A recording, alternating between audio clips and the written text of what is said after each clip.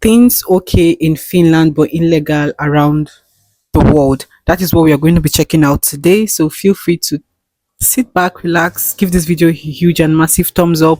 The official link will be on my description box. So let's go check out those things. Do you want to hear something insane? Some things could land you in jail elsewhere, but in Finland they're just part of everyday life. After helping hundreds of people relocate to Finland, I've seen how shocked newcomers are by what's perfectly legal in Finland. And trust me, not knowing these differences can lead to awkward moments, a lot of frustration, and even trouble with the police. No kidding. So today I'll show you 7 surprising things that are okay in Finland but illegal in many other countries, and how to avoid and navigate these to stay clear. So let's start with the most insane thing. Finland exposes your money. What if I could figure out how much money you make in Finland in 3 minutes? Check this out. Verohallinnon puhelinpalvelu. Tässä soittaa Alekselinna. Moikka. Haluaisin selvittää erään henkilön verotietoja. Joo. Eli 19-vuotiaaltako? Kyllä. Ja mikä maakunta? Helsinki. Tai onko se Uusimaa? Kumpi se? Eli Uusimaa. Joo. Ja henkilön nimi? Semmoinen kuin... Syntynyt henkilö löytyy. Joo, kyllä. Joo, eli valtionverotuksessa verotettavaa ansiotuloa 28 278 euroa ja 51 senttiä. Okei, hyvä. Hei. So it's easy to do that. Hyvää viikonloppua. Just How is this possible? ask for Well, in someone's Finland, earnings information is public by law. That means anyone can check anyone's earnings and tax information no within secrets. minutes. And even GDPR doesn't apply to this. Wow.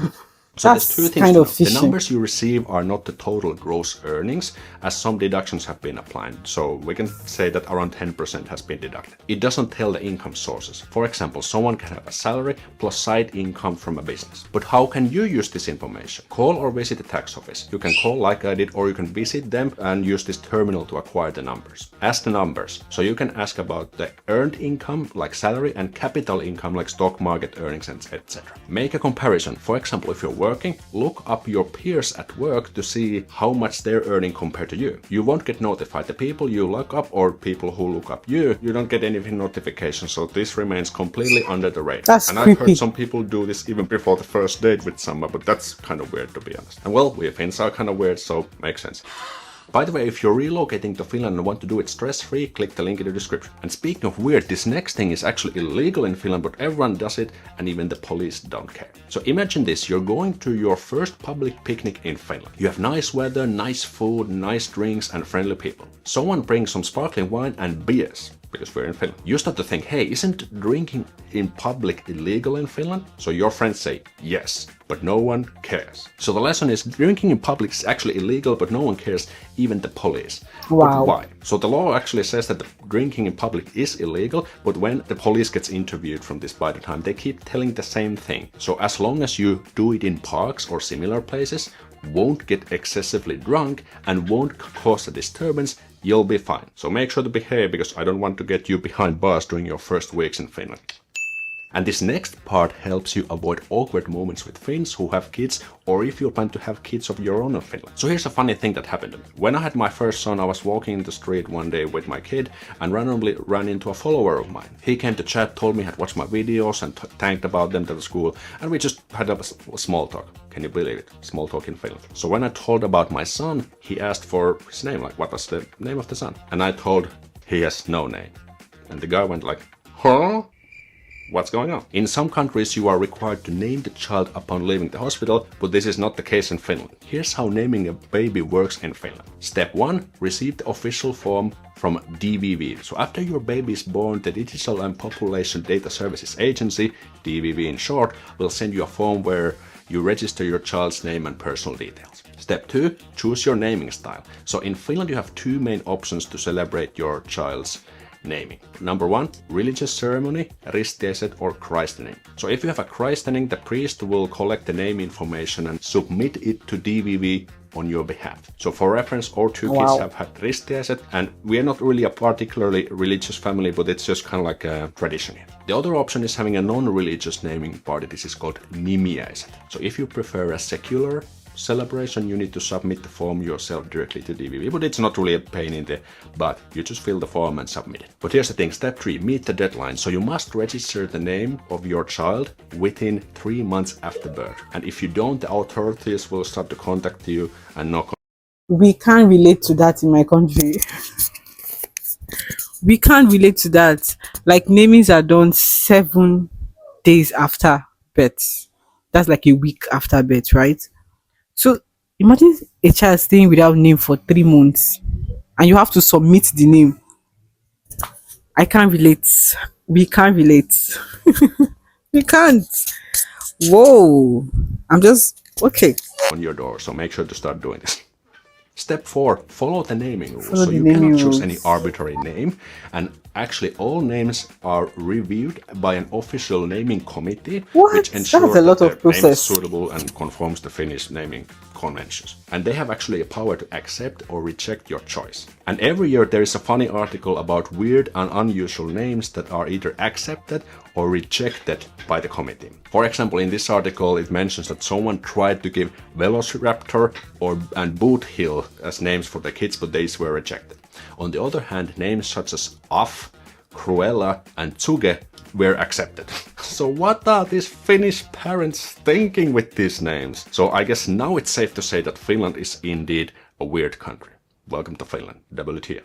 And speaking of weird, this next thing can get you a fine of 10,000 euros if you're not careful. Let me illustrate this with a real story. Back in 2019, a Finnish NHL player, Rasmus Ristolainen, who was playing for the Buffalo Sabres at the time, was driving through Turku, a city in Finland. The speed limit of that street was 40 kilometers per hour, but for a short stretch he pushed it up to 81 kilometers per hour. That's more than double the limit. Of course, he got caught, and here's where things get crazy. Guess how much his speeding ticket cost him?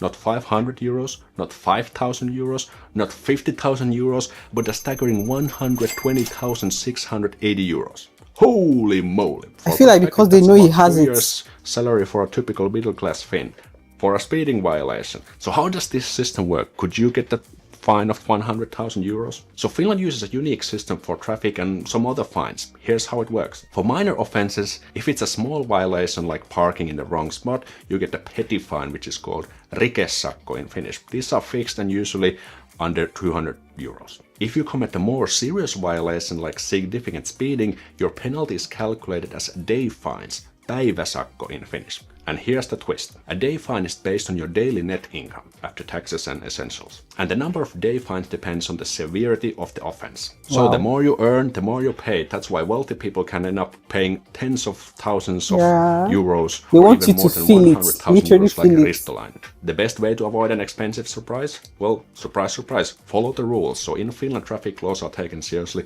especially if you earn a high income. And the next weird law will get you held at gunpoint around the world with a pat on the back in Finland. In many countries such as the USA, stepping on the private land or forest without permission can result in serious consequences, like being held at gunpoint by angry owners.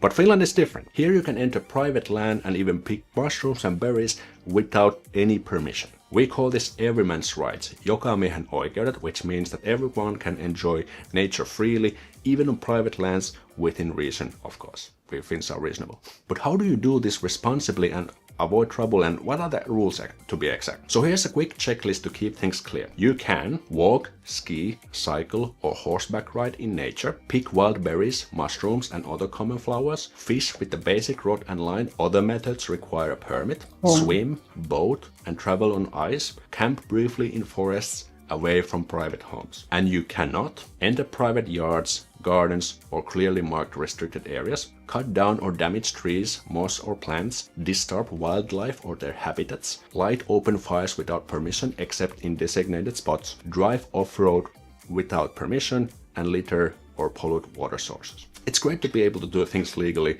in Finland that are legal elsewhere. And this next weird thing can get you jailed elsewhere, but in Finland you can actually earn even 10,000 euros. So if you want to gamble, play slot machines and try your luck, you usually go to casino, right? But in Finland you don't go to the casino. Guess where you go then? Let me show you. So here we see the gambling machines, but guess where we are? No, are you At your serious? local grocery store. That's right, you just go to the closest grocery store for gambling. What is going on? What is going on in Finland? Well, there are three main things to know. The machines are operated by Veikkaus, a state-owned organization that uses the money people lose to these machines for good cause, like culture, science, sports, and other non-profit activities. Sounds good, right? Well, the problem is that most of this money comes from gambling addicts, people who are already struggling financially. And that's why some call it the reverse Robin Hood, from taking from the poor and put it to the middle class people. And also the games are highly regulated, so if you just come here as a tourist, you can't actually play this because you need to be verified, authenticated, have at least 18 years old, and you also need to be a resident. I remember when I was a teenager, there were no restrictions whatsoever. Anyone could just put money in the machines and start playing, and that causes problems back then. So what do you need to know? So, well, expect to see these machines everywhere. Shopping malls, grocery stores, bars, gas stations, and so on. You need to be at least 18 years old if you want to play, have a residency in Finland, and have an online banking authentication available. And of course, be responsible. If you want to give this out, you can try it once, but please be responsible. And speaking of responsibility, Finland doesn't seem to care anything about your personal information. Check this out. When my wife and I moved to a new home in Finland some years ago, we had barely unpacked anything when a flyer showed up in our mailbox. It was from a local shopping center, and it said something like, "Welcome to our area. Here are some discount vouchers you can use at our shopping mall." But here's the weird part. How did they know we had just moved? Was our information leaked somewhere? But there was actually a small print on the voucher that said something like, "Address information has not been given to the advertiser." But what does that mean? Well, in Finland there is something called osoitteeton mainonta, unaddressed direct marketing. And here's how it works. Advertisers can send flyers to household in a specific neighborhood or by zip code. So they don't need your name, your address, or any personal data. And delivery companies like Posti will just drop them off to every mailbox in the area. And the advertisers do not actually know who receives the ads. And I guess this would be illegal in many countries due to privacy laws, but in Finland that's totally normal. Privacy laws, that's like a porno genre here.